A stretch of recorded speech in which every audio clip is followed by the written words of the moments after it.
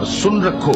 کہ اللہ کی یاد سے ہی دل آرام پاتی ہیں۔ جو لوگ ایمان لائے اور عمل نیک کیے ان کے لیے خوشحالی اور عمدہ ٹھکانہ ہے۔ اور اگر شیطان کی طرف سے تمہارے دل میں کسی طرح کا وسوسہ پیدا ہو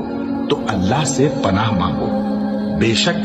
وہ سننے والا ہے، سب کچھ جاننے والا ہے۔ جو لوگ پرہیزگار ہیں جب ان کو شیطان کی طرف سے کوئی وسوسہ پیدا ہوتا ہے تو چونک پڑتے ہیں اور دل کی آنکھیں کھول کر دیکھنے لگتے ہیں، اور جب قرآن پڑھا جائے تو توجہ سے سنا کرو اور خاموش رہا کرو تاکہ تم پر رحم کیا جائے، اور اپنے پروردگار کو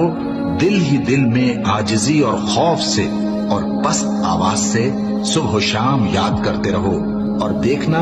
غافل نہ ہونا۔ پھر جب تم یہ نماز تمام کر چکو تو کھڑے اور بیٹھے اور لیٹے ہر حالت میں اللہ کو یاد کرو۔